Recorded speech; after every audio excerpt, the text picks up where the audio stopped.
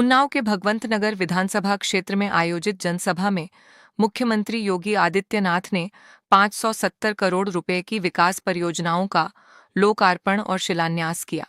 भारत माता की जय और गंगा मैया के जय घोष के साथ अपने संबोधन की शुरुआत करते हुए मुख्यमंत्री ने उन्नाव को विकास की नई सौगातें दीं और कहा कि यह जिला अब प्रदेश के विकास का प्रमुख केंद्र बनने जा रहा है। मुख्यमंत्री ने उन्नाव की आध्यात्मिक, सांस्कृतिक और क्रांतिकारी विरासत का उल्लेख करते हुए वीर गुलाब सिंह लोधी, प्रताप नारायण मिश्र और सूर्यकांत त्रिपाठी निराला जैसी महान विभूतियों को नमन किया। उन्होंने कहा कि Ganga expressway, defence manufacturing corridor और औद्योगिक क्लस्टर जैसी योजनाओं से क्षेत्र में रोजगार और निवेश के नए अवसर पैदा होंगे। अपने संबोधन में मुख्यमंत्री ने बड़ा ऐलान करते हुए कहा कि उन्नाव को स्टेट कैपिटल रीजन यानी एसएससीआर में शामिल किया गया है। उन्होंने कहा कि अब लखनऊ का विकास केवल हजरतगंज तक सीमित नहीं रहेगा बल्कि उन्नाव होते हुए कानपुर तक पहुंचेगा।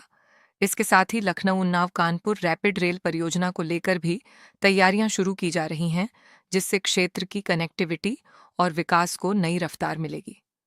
विकास के मुद्दों के साथ मुख्यमंत्री ने विपक्ष पर भी जमकर निशाना साधा। उन्होंने कांग्रेस और समाजवादी पार्टी पर परिवारवाद की राजनीति करने का आरोप लगाते हुए कहा कि इन दलों ने गरीबों, किसानों और युवाओं की कभी चिंता नहीं की। कानून व्यवस्था का जिक्र करते हुए मुख्यमंत्री ने कहा कि सपा और कांग्रेस के शासनकाल में प्रदेश माफिया, दंगों और अपराध के लिए जाना जाता था। उन्होंने कहा कि जब वह उस दौर को देखते हैं तो उन्हें रामायण काल की याद आती है और ऐसा लगता है जैसे उस समय के खरदूषण, मारीच और सुबाहु की तरह माफियाओं का राज चलता था। महिलाओं की सुरक्षा के मुद्दे पर भी मुख्यमंत्री ने समाजवादी पार्टी को घेरा। उन्होंने कहा कि नया उत्तर प्रदेश महिलाओं के सम्मान और सुरक्षा के लिए प्रतिबद्ध है और पुरानी व्यवस्था को प्रदेश की जनता अच्छी तरह जानती है। मुख्यमंत्री ने कहा कि आज का उत्तर प्रदेश विकास, सुरक्षा और सुशासन की नई पहचान बन चुका है। मुख्यमंत्री ने कहा कि प्रधानमंत्री नरेंद्र मोदी के नेतृत्व में नया भारत और नया उत्तर प्रदेश लगातार आगे बढ़ रहा है। उन्होंने भरोसा दिलाया कि उन्नाव के विकास के लिए धन की कोई कमी नहीं आने दी जाएगी और डबल इंजन सरकार जिले के सर्वांगीण विकास के लिए पूरी मजबूती के साथ काम करती रहेगी। 570 करोड़ रुपए की परियोजनाओं की सौगात, स्टेट कैपिटल रीजन में शामिल होने का ऐलान, रैपिड रेल परियोजना की तैयारी और विपक्ष पर तीखे हमलों के जरिए मुख्यमंत्री योगी आदित्यनाथ ने उन्नाव की धरती से विकास और राजनीति दोनों का बड़ा संदेश देने की कोशिश की। देश की सुरक्षा के लिए और भारत की अस्मिता पर जब भी संकट आया है, उस संकट से उभारने के लिए, देश की गुलामी की बेड़ियों को तोड़ने के लिए राजा रामराव बख्श सिंह जी, अमर नायक वीर गुलाब सिंह लोधी जी ने ब्रिटिश हुकूमत की जड़ों को खाड़ने के लिए जो अपना बलिदान दिया, उन सभी की स्मृतियों को भी मैं कोटि कोटि नमन करता हूं। हमारा उन्नाव जनपद साहित्यकारों की पावन धरा भी है। पंडित प्रताप नारायण मिश्रा, पंडित सूर्यकांत त्रिपाठी निराला जी, डॉक्टर शिवमंगल सिंह सुमन जी, बाबू भक्तिचरण वर्मा जी, डॉक्टर रामविलास शर्मा जी जैसे साहित्यकारों के साथ ही विधानसभा के हमारे पूर्व अध्यक्ष दीक्षित जी की भी तो, हृदय नारायण दीक्षित जी की भी तो पावन धरा उन्नाव ही है। और इसलिए बहनों और भाइयों, इतनी पावन और समृद्ध आध्यात्मिक, साहित्यिक क्रांति की धरा को मैं कोटि कोटि नमन करता हूं। और आप सबको आज जब यहां पर आया हूं तो 570 करोड़ रुपए की इन परियोजनाओं के लिए यहां के लोकप्रिय सांसद जी को, दोनों विधानसभाओं के लोकप्रिय विधायकों को, उन्नाव जनपद के सभी जनप्रतिनिधियों को और सभी पदाधिकारियों को विकास में रुचि लेने के लिए हृदय से धन्यवाद देते हुए पूरे उन्नाव जनपद वासियों को मैं इन योजनाओं की हृदय से बधाई देता हूं। बहन और भाइयों, मैंने पिछली बार आकर के कहा था यहां पर,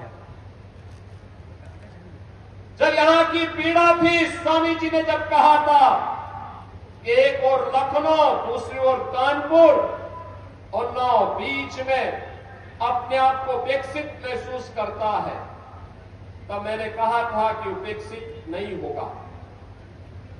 विकास की हर योजना अब हमारे उन्नाव में भी आएगी, उन्नाव उसके साथ जुड़ करके रहेगा और उन्नाव की उन योजनाओं को ध्यान में रख करके आज तो उन्नाव की कनेक्टिविटी जहां से भी देखो 4 लेन की हो गई और गंगा एक्सप्रेसवे की शानदार यात्रा कैसे होती है।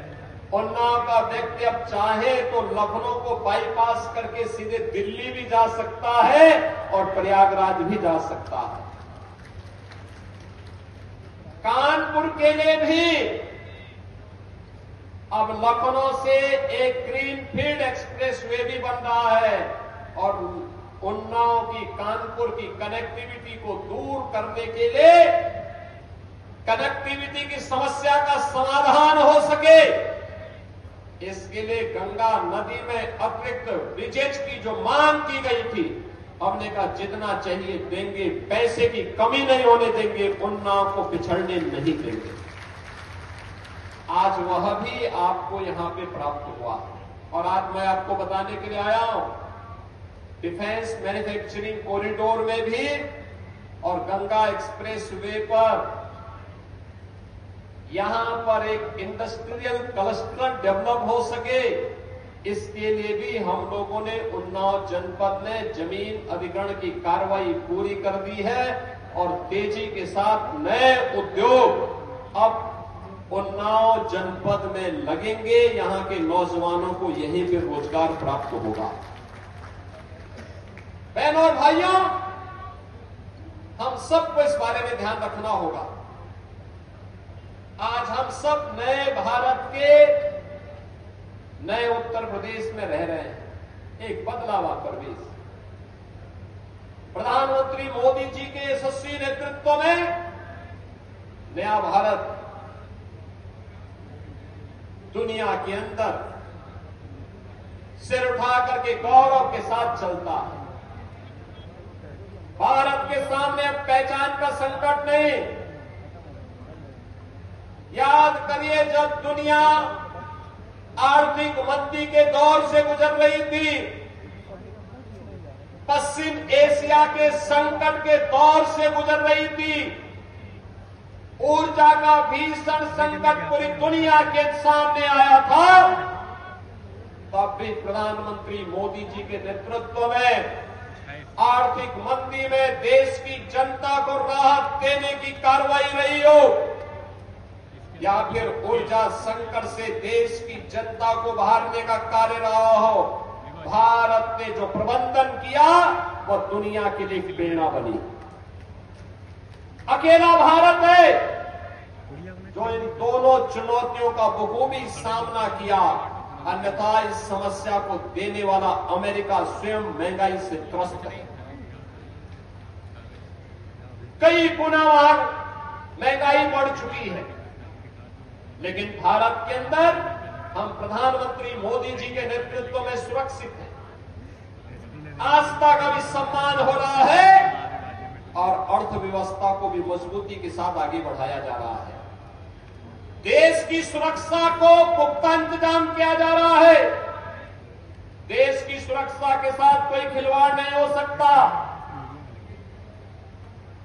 आंतरिक सुरक्षा में सेंध लगाने वाले नक्सलवादियों को, आतंकवादियों को, उग्रवादियों को उन्हीं की भाषा में जवाब दे करके भारत की ताकत का एहसास करवाया जा रहा है। समाज के प्रत्येक तबके के लिए योजनाएं बनी है। प्रधानमंत्री जी ने कहा है, देश के अंदर 4 ही जातियां हैं, एक गरीब है, एक अन्नदाता किसान है, एक महिलाओं की है और एक युवाओं की है। और इन सब को ध्यान में रख करके योजनाएं बन रही हैं। नौजवान के लिए रोजगार, किसान, अन्नदाता किसान के चेहरे पर खुशहाली आए और शासन की योजना का लाभ मिल सके, इसके लिए कार्यक्रम चल रहे हैं। मिशन शक्ति के अंतर्गत नारी गरिमा की सम्मान की रक्षा करने के साथ ही नारी की सुरक्षा, उनके सम्मान और उनके स्वावलंबन के कार्यक्रम बखूबी संचालित हो रहे हैं। ये सभी कार्यक्रम युद्ध स्तर पर आगे बढ़ रहे हैं। बहनों और भाइयों, गरीबों के लिए योजनाएं कैसे चलनी है, आज आप देख रहे होंगे। प्रधानमंत्री आवास योजना या मुख्यमंत्री आवास योजना के लिए किसी भी गरीब को किसी के सामने हाथ फैलाने की नौबत नहीं होती है। अधिकारी उसके घर में जाकर के बताते हैं कि आपका चयन हुआ है, आपको स्वीकृति दी जा रही है। पहले गरीब थक जाता था, लेकिन उसको शौचालय तो मिलता ही नहीं था, उसको आवास मिलने की बात भी नहीं थी, पैसा दे करके, घूस दे करके भी नहीं मिलता था। आज बिना सिफारिश के उसका आवास उसको मिल जाता है, बिना सिफारिश के रसोई गैस का कनेक्शन मिल जाता है, बिना सिफारिश के उस गरीब को राशन मिल जाता है, बिना सिफारिश की वृद्धजनों को वृद्धावस्था पेंशन, निराश्रित महिलाओं को निराश्रित महिला पेंशन, दिव्यांग जनों को दिव्यांगजन पेंशन का लाभ मिल रहा है। और बिना सिफारिश के हर गरीब को 5 लाख रुपए की आयुष्मान भारत की सुविधा प्राप्त हो रही है। आप मुझे बताइए, जो कार्य डबल इंजन सरकार कर रही है और मात्र 9 और 12 वर्ष में करके दिखाया है, यह कार्य कांग्रेस और समाजवादी पार्टी के नेताओं को करने से, उनकी सरकारों को करने से किसने रोका था? लेकिन वे क्षमता नहीं थी उनमें, क्षमता विहीन थे, भ्रष्ट थे, अपने परिवार के बारे में केवल सोचते थे, गरीब के बारे में नहीं सोचते थे। उनके लिए गरीब का मतलब केवल 2 परिवार थे। कांग्रेस के लिए केवल गांधी परिवार, नेहरू परिवार था, नेहरू गांधी परिवार, और समाजवादी पार्टी के लिए सिपाही परिवार। बाकी उससे बाहर उनकी सोच ही नहीं थी, उससे बाहर वे किसी के बारे में सोच भी नहीं सकते थे। अगर कोई गरीब आवाज उठाता था तो उसकी आवाज को दबा दिया जाता था, और कोई राजनीतिक दल आवाज उठाता था तो इनके गुंडे और इनकी माफिया न केवल उनकी आवाज को बंद कर देते थे, बल्कि व्यापारियों का अपहरण करके पूरा तांडव करते थे।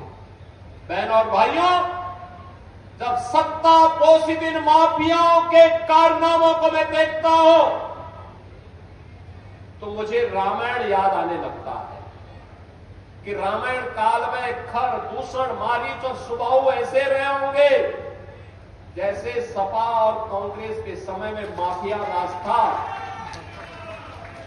माफिया राज था।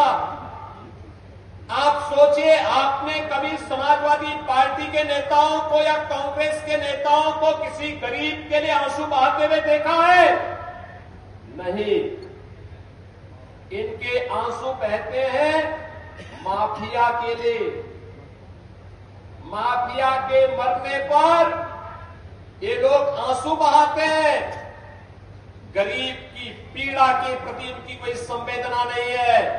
गरीबों के प्रति ये संवेदनहीन बन जाते हैं। गरीबों का इन्होंने शोषण किया है। आजादी के बाद सर्वाधिक समय तक इन लोगों ने देश के अंदर शासन किया, लेकिन देश और प्रदेश को दुर्गति के गर्त में ढकेलने में और पहचान के संकट तक पहुंचाने के लिए ये दोनों दल बराबर के जिम्मेदार हैं। और इसीलिए आज जब मैं इनके दोहरे चरित्र को देखता हूं मुझे हंसी आती है। जिन लोगों ने पहचान का संकट दिलाया वे लोग आज उपदेश देते हैं। जिन लोगों ने प्रदेश को माफिया राज में तब्दील कर दिया था, जिन्होंने प्रदेश को दंगाग्रस्त बना दिया था, कर्फ्यू ग्रस्त बना दिया था, पर्व के पहले उपद्रवग्रस्त बना दिया जाता था, वे लोग आज उपदेश दे जा रहे हैं। वे उपदेश दिए जा रहे हैं। उपदेश देते हुए वे थकते नहीं हैं। तनिक भी लज्जा होती तो दूसरों को नहीं अपने कार्यकाल को देख लो उठा करके, पता लग जाएगा कितने गहरे पानी में हो। और नया भारत का नया उत्तर प्रदेश अब इन लोगों को, इन भ्रष्टों को स्वीकार करने को तैयार नहीं है, कतई तैयार नहीं है। जिन्होंने उत्तर प्रदेश के युवाओं के भविष्य के साथ खिलवाड़ कर किया, वहां का युवा जिनकी युवाओं के रोजगार पर, जिन युवाओं के नौकरियों पर, जिन युवाओं के स्वाभिमान पर इन दलों ने जबरन खिलवाड़ करने का काम किया है, उस यूपी का युवा इनको कभी स्वीकार नहीं करेगा। और जब भी मौका मिलेगा इनको उस अपमान का, जरूर उस अपमान का बदला लेकर के रहेगा। और यही यूपी का नौजवान लगातार 14 से कर रहा है। बहनों और भाइयों, जिन्होंने प्रकृति और परमात्मा की कृपा की इस भूमि उत्तर प्रदेश के मेहनती अन्नदाता किसानों को आत्महत्या करने के लिए मजबूर किया, वहां का अन्नदाता किसान जिसको उसकी फसल का दाम नहीं मिलता था,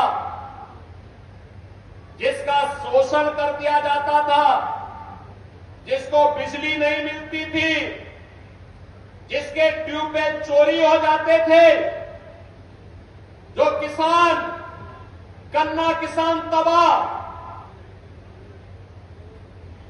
प्रधानमंत्री किसान सम्मान निधि का कोई लाभ नहीं, समय पे बीज नहीं, समय पे फर्टिलाइजर नहीं मिल पाता था। और प्रदेश का अन्नदाता किसान भी इन लोगों को स्वीकार नहीं करेगा, बर्दाश्त नहीं करेगा।